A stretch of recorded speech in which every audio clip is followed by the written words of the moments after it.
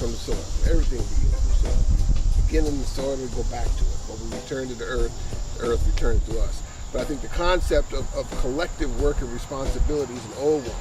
You know, I'm a child of the 60s, and we were talking about nation building.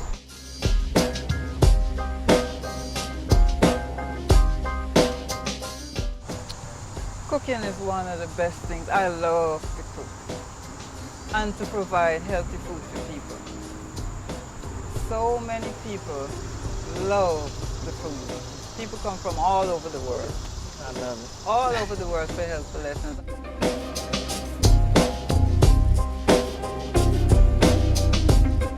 Sevananda's been around for 40 years. So 40 years, we've been that community that people can go in and feel like it's not just a supermarket where people are just taking your money, but you have a say-so.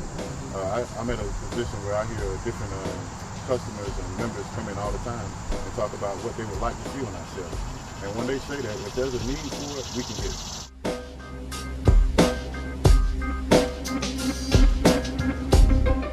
I Grow, You Grow is just basically something that happens very natural. I started a homeschooling project with my children, and we started growing a few seeds in a suburban setting, and it went well. And it was very attractive, very intriguing, very therapeutic. So by that allowing me to grow vegetables, it did so many things for me on so many different levels. It helped me in my parenting, it helped me with my psychological state of being. It helped me feel like that I was making a contribution.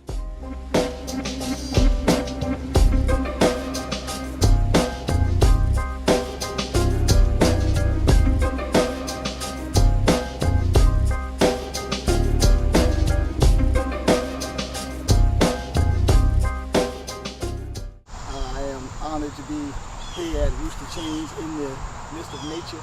If you can hear, you hear the ambiance of nature, even also welcoming us here at this particular auspicious moment. I think it's a very telling moment that we have this conversation and discussion because of where we are, you know, if you want to talk about it politically, economically, and socially. So I want to really say again, I'm honored to be here on behalf of WRFG and the community. I am actually the operations director of WRFG and have been there for a better part of 20 years. And truly I am pleased to be able to have such a long reign of interaction with those who are even on the panel because of what their work has been. We have been able to highlight and also showcase a lot of these wonderful, very powerful, instrumental activists in the community who, you know, play roles that, you know, we call businesses, we call sometimes structures of service, but they really truly are activists in the most powerful way. And I just want to say again, you know, it's a very good and wonderful time to be here. If you can see, I don't know whether or not the cameras is giving us all the greenery that we're around. We're dead set in the middle of it. We have all types of visitors, you know, we have those, you know, who like to suck on some blood, you know, we talk about, you know, mosquitoes, you know, they have their right to eat too, you in their neighborhood, so, you know, you feed them. And we really truly want to be able to say that this is going to be a very important discussion and conversation to have. So I'll start out, you know, by saying that nature is the most essential part of our being. I think that we have a lot of things going on. I mentioned in my introduction about political, and I think that sometimes we think political is separate and apart from what's going on in nature. Nature is asking us to come back to her so we can get some serious, true answers and solutions to the problems that we think may be structured in the political setting or in a matrix as it may be. But when we talk about coming into the community, and as I say, you know, being in the Atlanta community for a better part of 20 years as well, you know, it's always been a blessing to be able to have those venues and places you can go to get wisdom and to get information and to get guidance and to get support and to get, you know, that which is necessary for us to continue to grow. Pun intended, because we're sitting in the middle of growth, right? But I want to start out, you know, with a brother who actually has been a very iconic brother. I know he's very humble and he's very, you know, modest about his work and his accomplishments in the community. Has been one of the catalysts to return us to the earth, return us to nature. And he talks about, you know, that, you know, he doesn't grow food, God grows the food, he just plants the seeds, you know, and I think that is a very important thing.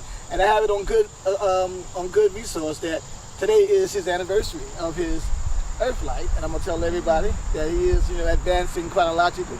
So we want to say, firstly, happy anniversary, solar return to our brother Rashid Nuri of Truly Living Well. And I know good and well he might be rolling over 3 times this morning, getting out of the bed on his earth life. Hey, work never stops, and he gets calls as perfectly. Brother Rashid Nuri, Hotep, brother, good to have you. Thanks for having me. Well, welcome. Let's talk a little bit. What I want you to do, because we're talking about cooperative economics. The theme of this particular setting is cooperative economics.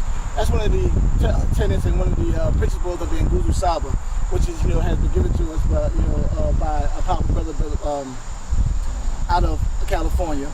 I'm just trying to get the organization. The US organization, Malala Karinga. And one of the things that we tend to do with Kwanzaa is that we tend to wait till the end of the year and think that, okay, now we should try to practice these principles. Well, these principles are embedded in us. We should be doing them every day. We should look at it beyond the calendar, because you know me, I'm not a calendar person, the Gregorian calendar especially. But I like to say that we should be able to be moving into a cooperative economic plan, given where we are economically or economically in this system, in this country, and we sometimes tend to find ourselves, reacting or damage controlling or trying to work in crisis because of what's taking place, and we need to work to be more proactive. And I think if anybody can talk about being proactive in cooperative economics, is Brother Rashid Nuri. Again, I want to welcome you, brother, and thank you. Talk about what it is, cooperative economics and growing in plants and farming. Is there a synergy there? Oh, there's absolutely a synergy. All wealth, health comes from the soil. Everything begins from the soil. We begin in the soil and we go back to it. When we return to the earth returns to us. But I think the concept of collective work and responsibility is an old one. I'm a child of the 60s, and we were talking about nation building. And this is the way that, look, first, let me back up. I want to thank you that people know that the work that we're doing here, we were just a germinating seed, and the first place we got any publicity was on your show 9 years ago. And that was a real blessing. But, the tradition that I ascribe to is one, it begins way before Booker T. Washington, but there's a direct line that you can draw from that. Booker T, Marcus Garvey, Father Divine, Daddy Grace, Noble Drew Ali, Elijah Muhammad was a tremendous influence in my life. You talk about Karenga. What Karenga was able to do with the Nguzo Saba was to give short words to concepts that were not new. My sister ran his first school out in Southern California. And so, the collective work and responsibility, I think, is a very, very important concept that more of us need to understand and implement in our work. We can get a whole lot more done. You come out in the garden and start doing this work, just whether it's pulling weeds or hoeing, whatever you're doing, if you have somebody else there doing it with you, you get done a lot easier. The two of you could be in separate places in the garden, but you're not going to get as much done as the two of you working in the same spot and moving forward. So in nature, there's just so many examples of how we need to work together. All these trees that you see around us, they all work together to create this mosaic that exists. The conifer trees, the evergreens, some seasons will feed the deciduous trees and vice versa through the web that exists under the soil. So that phrase that I use, that we build soil, God grows the food. And we want to emulate nature as much as possible. So there's a cooperation that takes place. And what man has done has think that we're smarter than God. And we try to create an environment where you get those monocultures, where the farmers will use the soil as receptacles for the roots. Rather than building the soil, they just figure they can put the chemicals in there that'll make these things grow. And what they're doing is killing us. They're killing the soil, they're killing the earth. A lot of people these days are talking about we got to save the planet. Well, I got a different view on that. The planet's going to be cool. The planet's been around a long time. It's going to be around a whole lot longer. But if we don't change our ways, we're going to kill ourselves. That's the concern. I have no problem with Mother Nature. All you got to do is just not do anything out here, and Mother Nature will take over. Okay, so we need to get along. And so those lessons that are there. I mean, you look out here, just looking around, you got tall canopy, short canopy, all the things that are growing underneath there, all the the critters, worms, centipedes, millipedes, all that's in the soil, and they cooperate together. And what's so amazing to me is that the most significant element, one of the most significant element is the mycelium, which is a one-celled organism in the ground that provides a communication between all these trees, okay, and all these plants. And if we see that and understand how all of nature works together to cooperate, there is a lesson there for each of us if we pay attention, and I try to. Well, that's beautiful. That's a beautiful introduction, and it's very much full in terms of information that you have provided over the years, and the wisdom is really important because you're showing us that our returning and reclaiming that which is our birthright is something that is, you know, is innate.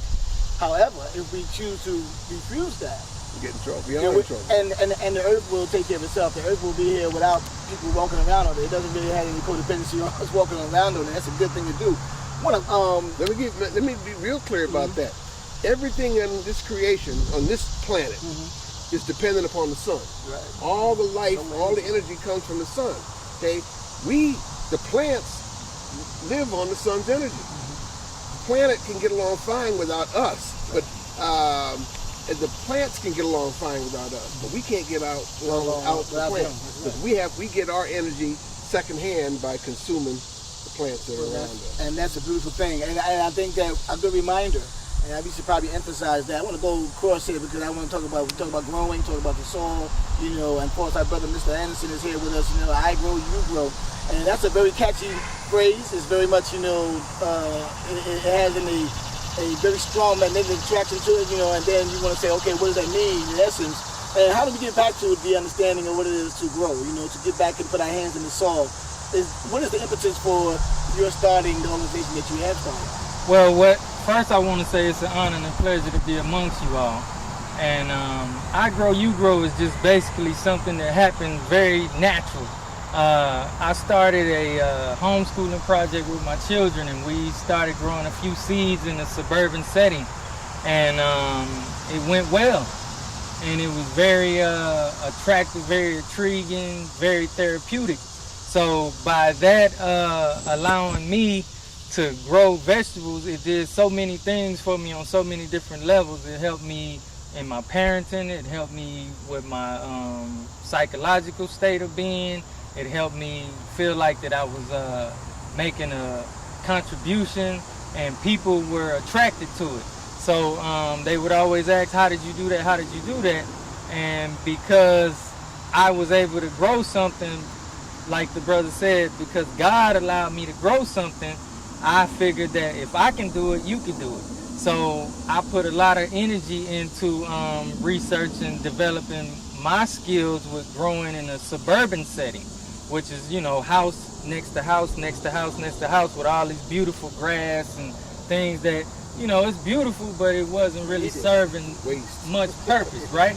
So I started researching edible landscape, and it took over, and it was very attractive again. Let me ask you, from what city did you hear from? What's your origin? I started this in Dallas, Texas, and probably in 2003 maybe. And growing in the suburban setting, like just a patch here or a patch there, and taking landscape, and instead of putting elephant ears in, put zucchini in, because the leaves are similar. Instead of growing some purple flowers, grow some purple basil, which is edible and attractive. So started patterning my growing after a landscape edible type of thing. So it would serve many on many levels. And as I got to doing that, I believe that nature allowed it to happen through me. I became a vehicle for it, and it became a vehicle for me. And I promoted growth and trying to empower people to, you know, grow their own food, eat what you grow, even if it's just a salad with tomatoes that you grew. The energy and the feeling that you get from producing your own produce is just so empowering, and that's what I wanted to develop. Well, that's a great thing. I think one of the things that we're hearing is, I think we have to be reassured that we can do it. You know, we've been taught so long, and it's been so easy for us to go and get it packaged from a supermarket, from a grocery store. And we thought that, you know, that everything that originated from that. And I was coming up, you know, and I didn't try not to do any commercials, but I grew up in New York, and it was Pathmark. You know, I do everything blue out of Pathmark. I ain't know nothing about no grass. New York, as you well know, is a well-concretized, Concrete. brick and mortar place, where there's very little life force that's going out of the ground, unless the earth constantly says that it must go out and they have to kill it every time because the earth will show up so that you belong there. But I want to say this, that is an important prospect, to know that you can do that even in the midst of suburban, grandeur, thinking that we actually have made it and you don't have no food, but you have grass, you gotta go to the supermarket in order to grow that. But I want to say this, and segue in our next guest in, that there is a way that we can also get that which is grown and have it transported to a market that we can get it from, so we can have a centralized place to get it from if we're not having the convenience of doing what we need to do. And I want to talk to my brother to my left, who has just recently assumed the managerial position over at a general managerial position over at Sevananda Natural Food Co-op. And that has been very much, a mainstay within the Little Five Points community for most of the organic and the other natural vegetarian and vegan products, and it truly is an honor to have this brother with us, who actually is taking on a great feat, in accomplishing such a role as a general manager, but also to talk about, what it is in terms of cooperative economics, because it is a cooperative. It's not just a regular supermarket or store, grocery store. It has a different type of economic structure that allows us to be able to be owners, because this is what we're talking about, owning what we grow, right? Eating what we grow and own, but also to be a part of the membership as well. Brother Gary, Hilliard, welcome, brother. Good to have you. Thank you. Glad to be here. So talk a little bit about that. Talk about, the cooperative economics. Talk about what it is to have a cooperative. What is a Sevananda's role in the context of everything we've been discussing so far? Well, Sevananda's role is, being a cooperative, we are owned by members. All members have one share. It gives us opportunity to vote. Members vote, the board of directors. The board of directors hires the general manager, which is me, and I hire everybody else. Of course, when I came in, there was already a full staff. But the role that Sevananda is going to play as being a cooperative is that our main focus is not profit. Profit is the thing that kind of gives us an opportunity to do all the other great ideas and get community involved. We have a number of different programs at Sevananda, where we do Be the Change Partner, where people are able to round up and we're able to give those donations too, to help those nonprofits out. But the most important thing that we're able to do for the community is food integrity. We're able to provide local stuff that we know that hasn't been flown all across the country and have to take somebody's word on how it was treated. So the thing that we have the most opportunity is to be able to have local vendors be a part of our business and be a part of the economy. So we're not Kroger, we're not Walmart, we're not Whole Foods. Yeah. We determine, the people, and I say we as in everybody that's a member, determines what we carry in our store. We have that ability to determine, hey, this product is not good. There's been studies that show that this right here is dangerous. This food has been tampered with. These companies are cheating. And so we have that opportunity to stop those products from coming in. So even though we're a business and we want to be sound in practices, Sevananda's been around for 40 years. And so 40 years, we've been that community that people can go in and feel like it's not just a supermarket where people are just taking your money, but you have a say-so. I'm at a position where I hear different customers and members come in all the time and talk about what they would like to see on our shelves. And when they say that, if there's a need for it, we can get it. And so it's been a wonderful opportunity to me. It's a lot different from anything else I've ever done, but the cooperative sense it's an alternative to capitalism. So it's an opportunity for people to invest. When I came on board, we were actually having some extreme financial difficulties. We're still not out of the water yet, but we just wasn't attracted to what we would call the typical conventional bank loans. And so we were in a situation where we were able to reach out to other co-op groceries across the country, and they actually gave us loans without probably one of the most unique situations I've ever been a part of, where you have a co-op that will give you money and they never met you, never been to your store, but they will loan you money because they understand the co-op movement. And so it's been a wonderful thing to be a part of. Well, let me show full disclosure. I served 9 years on the board of Sevananda's, 9 consecutive years, and 3 terms. And really, truly, the impetus for what they represented was important about empowering the community to know that they could own as well as be members, and also have an input on the policy and the product policy, especially because of what you're eating is going to be essential. Of course, there was a difference of opinions, and of course, a lot of things had to be upturned, to come to where we are now. And I give thanks, that you're able to grab that proverbial, if you mind you, bull by the horns. I don't want to get in trouble by inferring any harm to animals. But the truth is that you have to understand the level of what you are investing into in order for you to be better served by that which is supposed to be responsible for feeding and nurturing the community. Correct. Because an unhealthy community cannot take care of itself politically, economically, or socially. Correct. So I think the food is going to be really critical to that. And Sevananda has done a wonderful job, and I want to commend you. We'll come back because I have some other questions pertaining to how that works in terms of structure, so people can be even involved. And I also think that Sevananda, I always advocate that Sevananda should be the activist of the community, because there's so much going on with genetically modified organisms. They call them GMO for short. They got seed, raping and ravaging, and people claiming and robbing the earth of the seed, and also trying to, if you will, own the seed and patent seeds. And I'm sure Brother Rashid, you can talk about that in terms of Monsanto's and all those other culprits.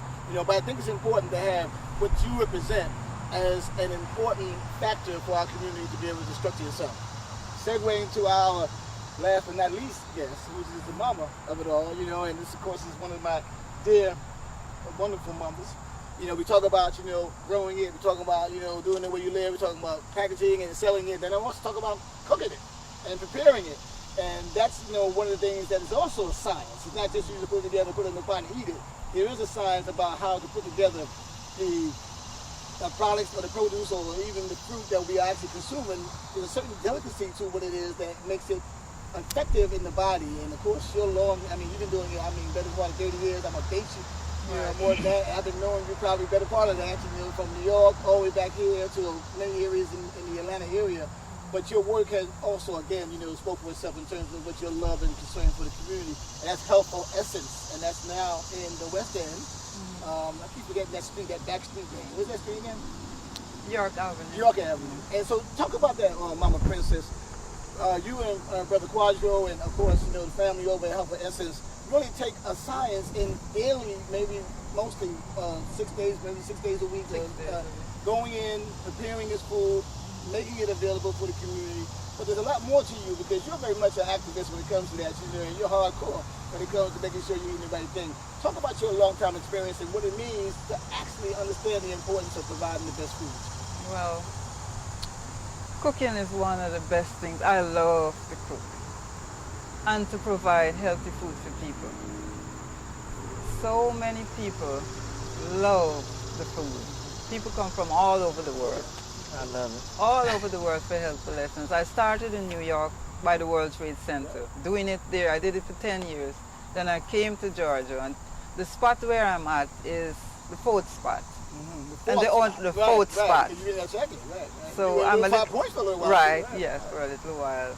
I enjoy this cooking so much. I love to see people when they finish eating, the plate is clean. And I see that all the time. I see it all the time. Also, people come to ask me about their health, what to eat for this, what for that. I don't know where I get the knowledge, but as soon as the Spirit tells me, I give it to them. I love to do stuff like that. Well, maybe I can get you to be a little more expansive, because one of the things that's important is that preparation is key. And sometimes you can come out, you can eat it right off the ground too. It doesn't necessarily have a whole lot of preparation, and you have to be creative in that sense. But when it comes to putting it together as a meal, as a delicacy meal, there's something to that comes with ensuring that it affects the body in the way it's supposed to. Not just because it tastes good and it's palatable, and you swallow it and it's good, but there's something about once you swallow it, the body needs to pull the nutrients from it. And I think that you're a strong proponent of live and also raw as well. Right, yeah. Give us a distinction. Why is there a distinction between either having prepared cooked food under fire, food that's from the fire of the sun, and then also that which is raw? Well, if the food is raw, you get much more out of it more than when it's cooked. Because when it's cooked, most of the nutrients is gone. But most of us are accustomed eating cooked food, It tastes better, just the taste buds, but the raw is much, much better. And how many years have you been doing it? 26 years now. 26 years. Beautiful. And that's a beautiful thing. That's a beautiful commitment that you have, and I love of it. And it shows. Yeah. It definitely shows. I ain't gonna date you. You're probably younger than me.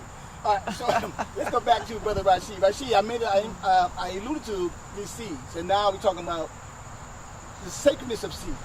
how to protect seeds. I hear these terms going like heirloom, I hear, but there's something about the co-opting and the capturing and the somewhat robbing of the seed and then trying to claim it and then control it and then make it also genetically modified or even cloned. Talk about that in terms of the movement to try to reclaim the seed.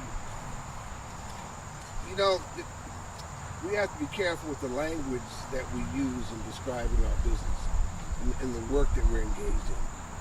The term that is most widely heard these days is sustainable, sustainability. We have to be really careful with that. Now, the enemy to most of us who are doing this is Monsanto. But the truth of the matter, who is Monsanto? Talk about that. Monsanto is a large company that's buying up all the seeds. They're in conjunction with Bill Gates Foundation. They have collected seeds from all over the world and put them in a cave in Norway. You got to put on winter clothes. The best way to save a seed is to freeze it. And they put it down there, and they're saying they're collecting this in case there's a catastrophe on the planet. They will have seeds to go back in the ground. Monsanto is also the leader in biotechnology, creating GMO, genetically modified seed. GMO, it's what it means, a genetically modified organism. I think it means God move over, because these scientists think that they know more than God does. So they say, God move over, we're going to create these Franken foods that are killing people. Now, is it, and let's make sure we're clear, because we can make the allegations and sometimes they're thrown out there and then they're really put in perspective. There's two things happening here, Brother Rashid, and maybe you can help me further with the language. Is it an intentional effort to kill people, to give people the bad food, or is it for the purposes of revenue and marketing and production for more of the capitalists, as our brother Gary talked about, notion? You know, are they intricately engaged? Are we talking about a conspiracy here? Can we go that far? Conspiracy, this is where I was going. If you go to Monsanto's website, they will tell you they're sustainable. And the fact is, they are a highly sustainable company. The reason they are sustainable is because by creating hybrid seeds and GMO seeds, they force you to come back and pay them money every year in order to grow your crops. So that you can't get any more sustainable than that. The problem is the consequences that has to human beings. Now there are two kinds of seeds that are detrimental. The first is hybrids. And we have accepted hybridization as a natural process when it is not. You're taking second and third generation seeds that have been crossed to produce one. How you know if a seed is correct, if it's natural, if it's what God intended, is what if you take the produce that you grow, collect the seed from it, put it back in the ground, and get the same thing back. That's the seed that you want to use. If you collect it and get something that's a throwback to previous generations, which hybridization does, that's not good for you. Now, to be even more clear, hybridization on a large scale was introduced to the world back in the 1940s. Henry Wallace, who was the Secretary of Agriculture, got, I just lost his name. He won the 1970 Niels Bohr Law to go out and start hybridizing corn. All the major crops, you got 5 major crops that are totally subsidized. The corn, rice, these are all hybridized, and there's a direct correlation between the introduction of hybridization and the endemic diseases that we see in society. The GMO, where you take, and what a hybrid is, the seed that you plant is a cross between the parent seeds or even the grandparent seeds. You go back 2 and 3 generations. Okay, the whole concept of tithing comes from saving a tenth of your crop to plant back the next year. That's where tithing comes from. But with the hybrid, you can't do that. You got the seed that you plant, it's a cross with the F1 to the parents or the F2. Follow that. You plant that seed again, you're going to get one of those. You're not going to get the same qualities that you have in the one that you took that was planted this year. You're going to get a throwback, whether it's for color or for disease resistance, or whatever the issues are that they've hybridized these plants. A GMO is more insidious. A GMO is taking a gene and splicing it into the plant to get the attributes that you're looking for. And that was popularized by the fish and the tomato. Well, that's Right. one of them. Right? Think When we about first this found now. out, I heard about it more publicly. I know we have some vegans here in attendance today. Okay, I'll eat some fish. Okay, but I'm not interested in eating a tomato that has a fish gene in it. And what they do is took the gene from the flounder, which is a cold water fish, grows in the North Atlantic in cold waters, and put that gene into the tomato so the tomato would become more cold resistant. Wow. That's a GMO process.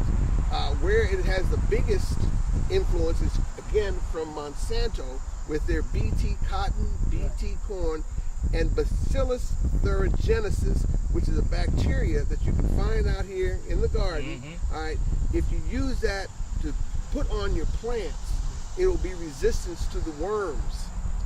Which is an unnatural process. No, Right. which is unnatural. Again, natural is to splice it. Right. You can use it naturally in your garden because Right. it's just a bacteria. Oh, okay. But to splice it in there, and what as a consequence of this, I mean, what they're doing, so you have plants that are resistant to corn silkworms, is also they're resistant to herbicides. So you can spray out there and kill all the weeds that are in the garden because they spliced the gene that makes the plants resistant. BT cotton, BT corn is being spread around the world. I understand that 90%, more than 90% of the corn is actually GMO. 90%. Yeah. I mean that's a lot of corn. And where is it not? And where's the 10% at? Where can you find that? If that's possible. In my garden, his garden. That's where the 10% is in the Yeah. farm and in the garden that we're in today. Yeah. And we have to make sure we know the source and we know how we source our food. Maybe we can and I want to come back to that. I want to make sure. Let me Go make ahead, one more go ahead. point, please. That the introduction of the GMO is relatively new. It was only in 1996 that really started to be put out into the field. And if you look at the charts for the disease that we find in our society, it goes skyrocket. From the 40s, it's a gradual increase. Okay, but come 1996, it goes straight up. It's only 20 years. That's all it's been, but it's taken over. So this harkens back to why we have to be careful with the language that we use. Right. Monsanto got 90% of the corn. You know what the number one crop in this country is? Corn. Corn.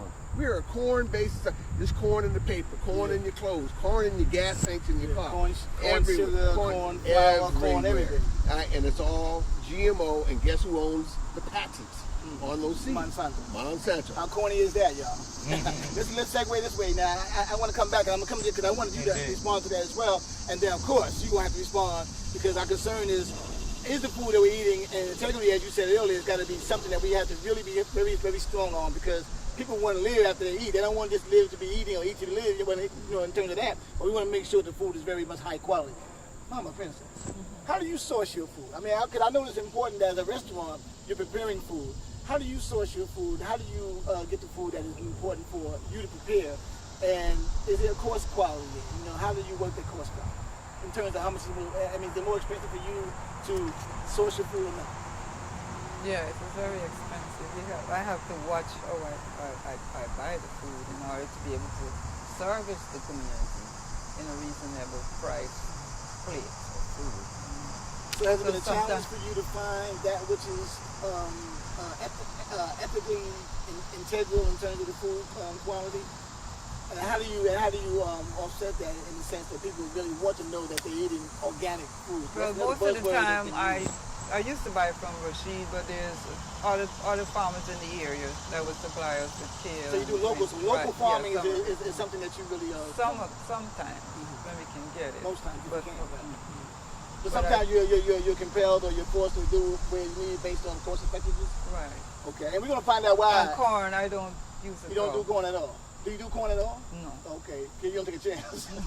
That's good. You never had corn when I was there, but I think one time earlier, I think you stopped doing it. Long ago, yeah. That's how long I go back. I got to date myself, brother, Mr. Anderson. Well, there we have it. If we're talking about some people, we're lazy. I want to say, that we got a house, we got green grass, we got a lawnmower. Don't be trying to get us to, dig that up.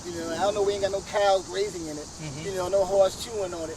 But we do. It does look good. It's very aesthetically, nice. Especially if you got a community that say you better not be messing up and breaking the pattern. HOA. Right.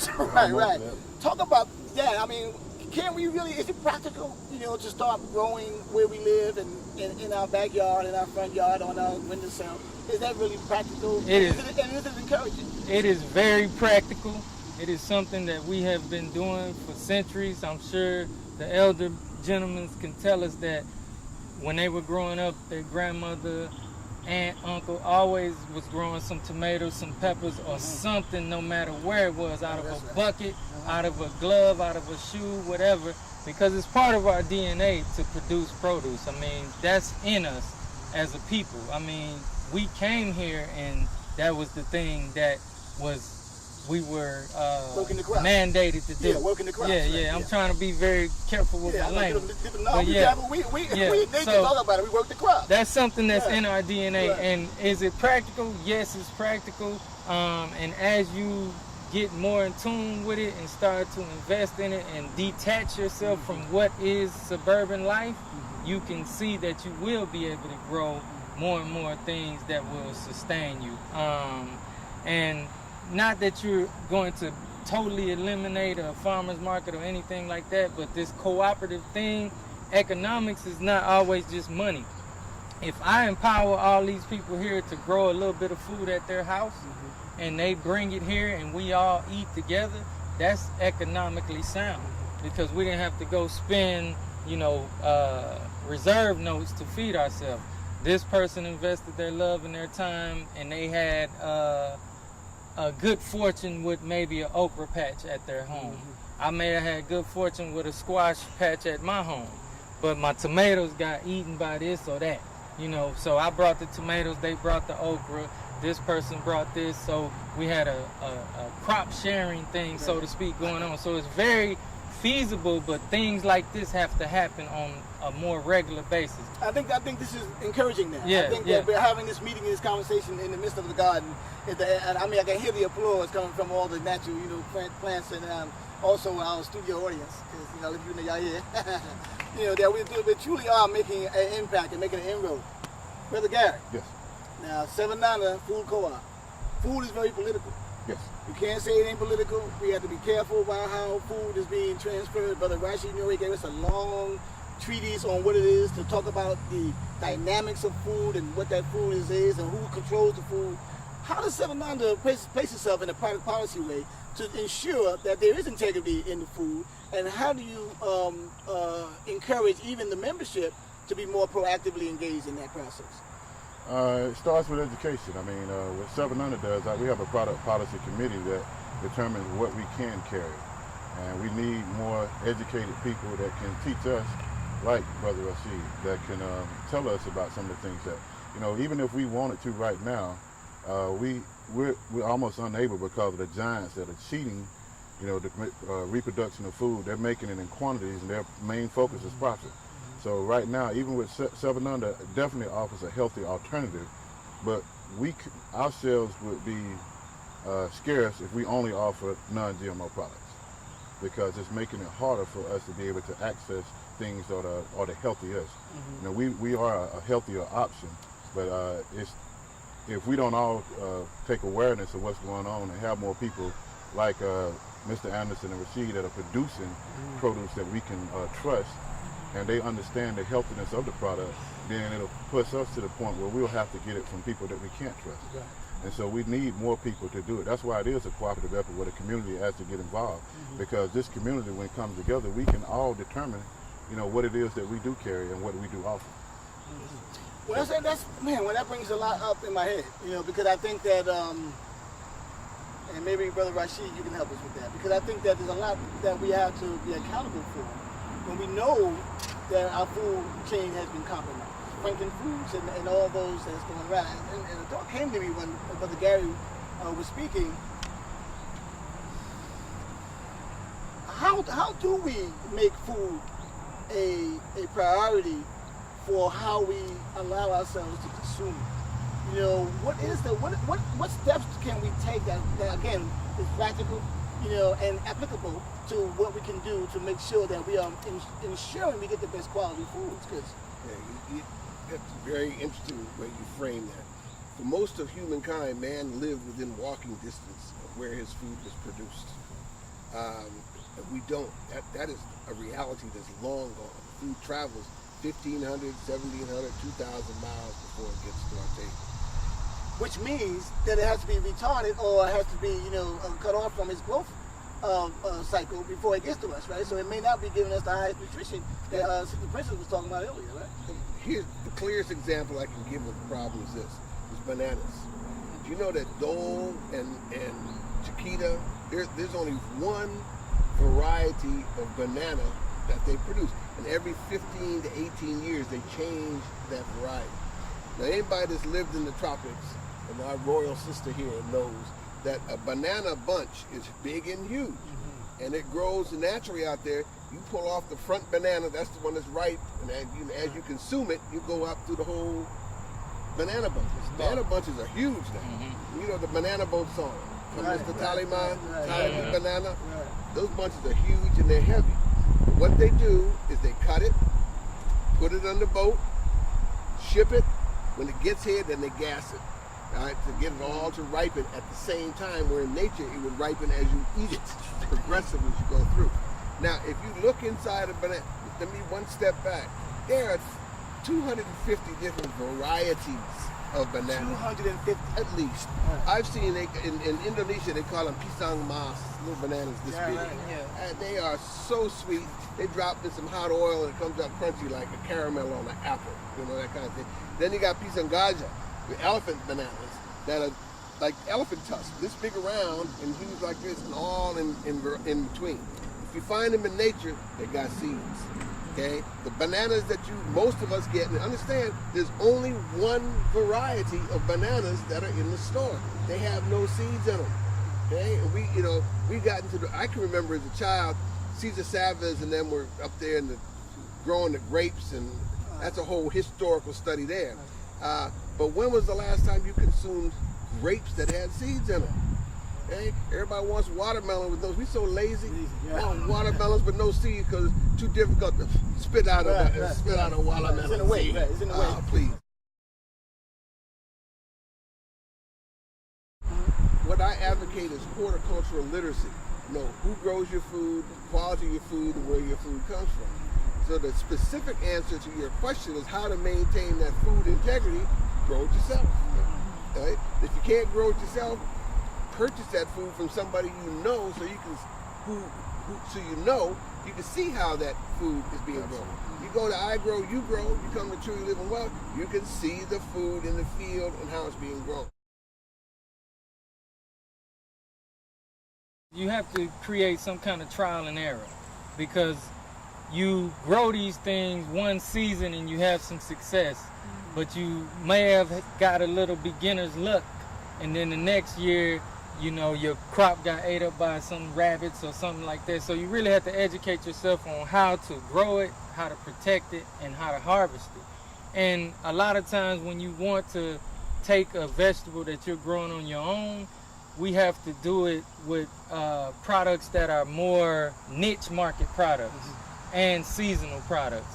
So like habanero pepper. Like a habanero pepper. A person at his home or a person that has an extra patch of land could just dedicate that patch to growing habanero peppers. And habanero peppers is, it's like a niche market for Caribbean style cooking. They would love to have, that. Or nowadays, people love yellow bell peppers, red bell peppers. So from that standpoint, you could get economical by just gearing what you grow to what's in style or what's the soup of the day. So like you say, the colorful peppers are in vogue right now. The hot peppers are in vogue. The hotter the pepper, the more people want it. So if you gear it to that and then you make it seasonal, because that's another thing you ask, how will we be able to eat what we grow and things of that nature? We are used to being able to get a watermelon in December, but that's not, you don't have an eternal summer. If you eating like the ancients, you eat what's harvested at that time. Or in November we'll be harvesting sweet potatoes and root vegetables. So November, December, January you be eating ground provision. Eating healthy and buying from local, it's a conscious effort, because people have a right to choose what they want to purchase. And one of the things about Sevananda that makes it so special is that they were founded on the idea that we're the largest market that caters to vegans and vegetarians. And a lot of people can take shortcuts. Meat is profitable, beer and wine is profitable, but they've been able to sustain for 40 years without taking those routes.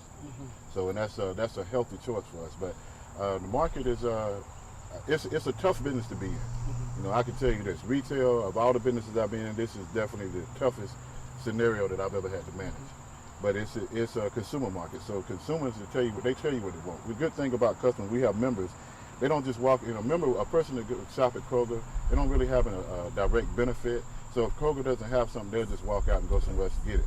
But Sevananda, we have that luxury of anybody that sees something that's not there that they want, they tell us about it because they know that we're supposed to respond to it. Right. Because they have a member on They have a member ownership. Right. And one thing I want to touch base on with the cooperative that makes it different is, it ain't like buying stock and you hope it does well. If you remember the cooperative, as the cooperative makes money, that money is distributed to the members based on the amount of money they spend. Unfortunately, we've been in a situation where we've been struggling for the last 8 years, but there was a time when people that shop there received a dividend check at the end of the year where the profits were spread across. Quality food must be a right, not a privilege.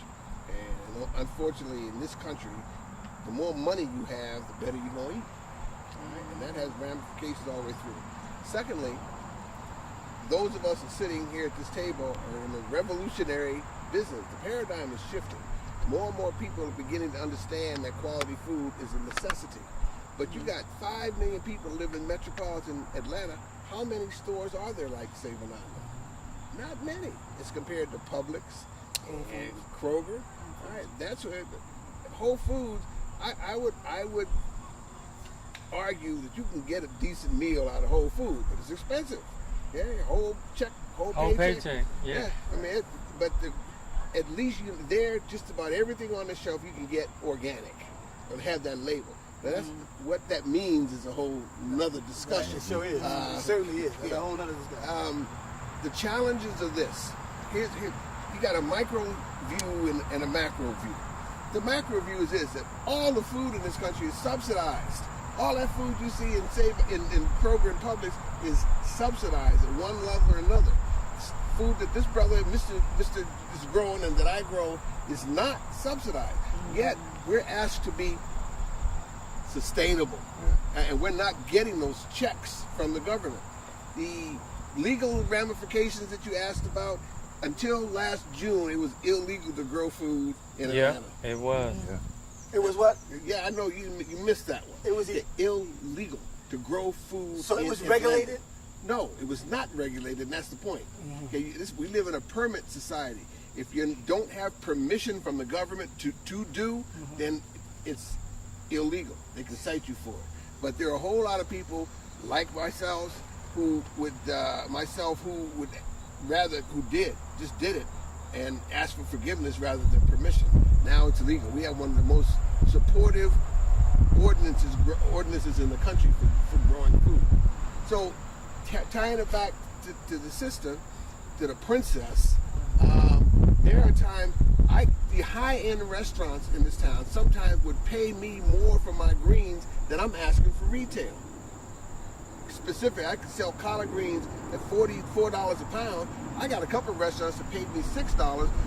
That $6 a pound collard green, they're able to give you $1 on your plate and get $50 a pound for those greens. She can't do that. I mean, she can't do that because the constituency that she is serving is us and folks who are not rich.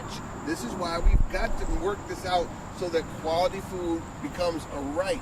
So what I do, we give people food at half. People who are on food stamps get to buy our food at half price. For every $1 they spend, we'll give them $2 worth of food. If someone is really hungry, I'll give it to them. Okay? We don't want to see anybody go hungry. But folks like Princess Dixon, Healthful Essence, what is the price point that she can pay in order to be able to have that food at a reasonable price? If she could sell her plates at $25 a plate, she can afford to buy the highest quality produce out there, but she can't. She can't. There's no big. The people in the neighborhood where her restaurant is, who are the folks that need food more than anybody else, cannot afford a $25 a plate meal. So where does that compromise come in? So this is where the cooperative economics come in, and we've had elements of it already, that we have to find a way to work together to be able to bring quality food to the people in the community. And you have a whole lot of people out there now who are engaging in this work. And understand, this is a new paradigm that's being created, and there are still a lot of problems. But just the fact that we are moving in that direction, those of us here are the pioneers in this work. There are a lot of problems that have to be resolved, and that's going to take time. What are your needs, in terms of having the community be involved or become engaged? Creating a culture. Just like the Shabazz and the Truly Living Wells, they've created a culture, and the people that come into their circle become a part of that culture. So it's a brainwashing in reverse. We have to program ourselves to eat seasonal. We have to program ourselves that it is something that's a natural task. When you wake up, the first thing you're thinking about is food, clothing, and shelter for that day, and food is on the top. So it's also a therapeutical thing. You could save on your medical bills. You just have to create a psyche that will allow you to understand that just because the watermelon got a few spots on it or the leaf got a few holes on it, that it is very edible and it is healthy. Because you eat donuts, it's got a hole in it. Right? Yeah, so you could eat it green with a hole.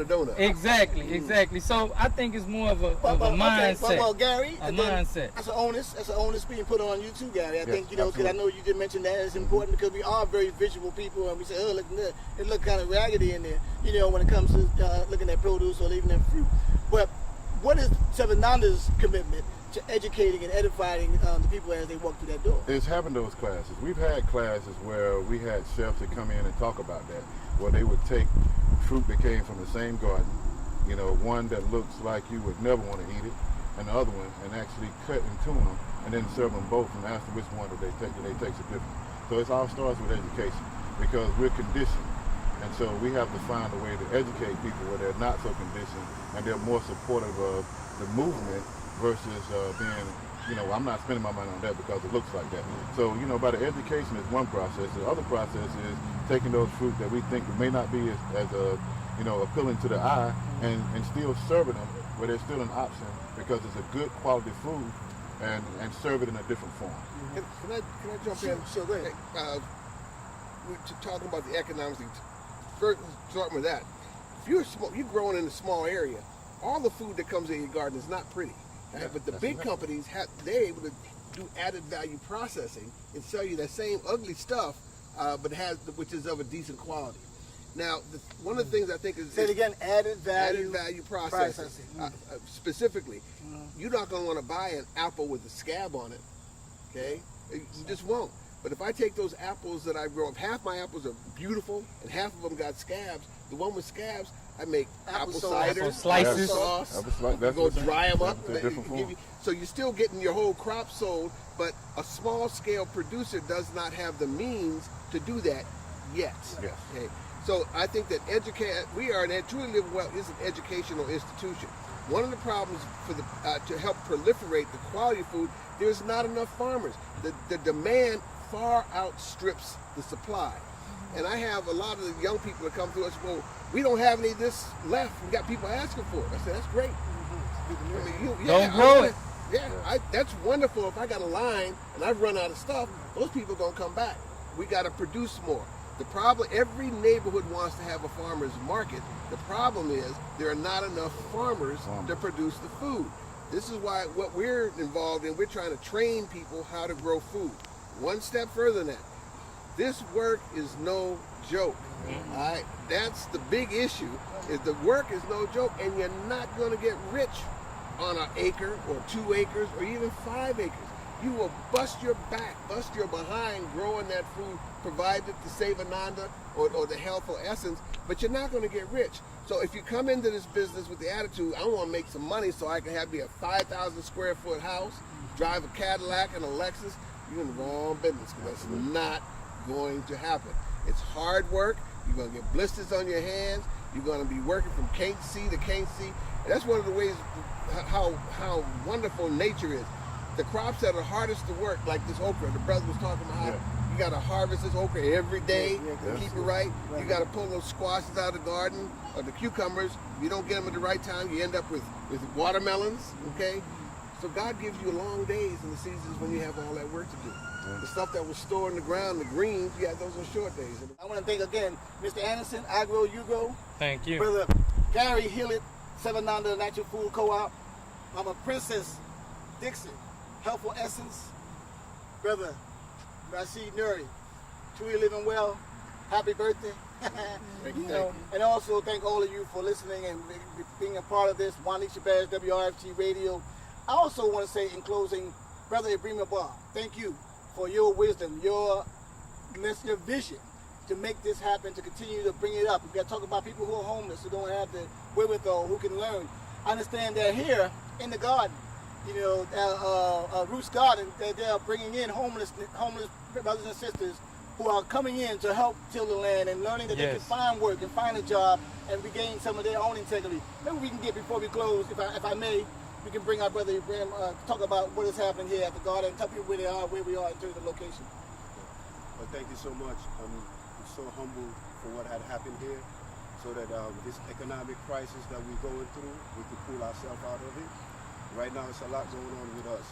And freedom, justice, and equality is something that we give to ourselves, like feeding ourselves, being responsible for us, our children, wife, and the whole family. So with the knowledge that's been shared here today, I personally believe that with the help of Channel 24, this message would be received by the community, and the community would learn or be a little more knowledgeable. Their knowledge would be enriched as far as people who are thinking about growing food and how to make a living off of it and how to use the land as their job. So I want to thank everybody that made it to this panel.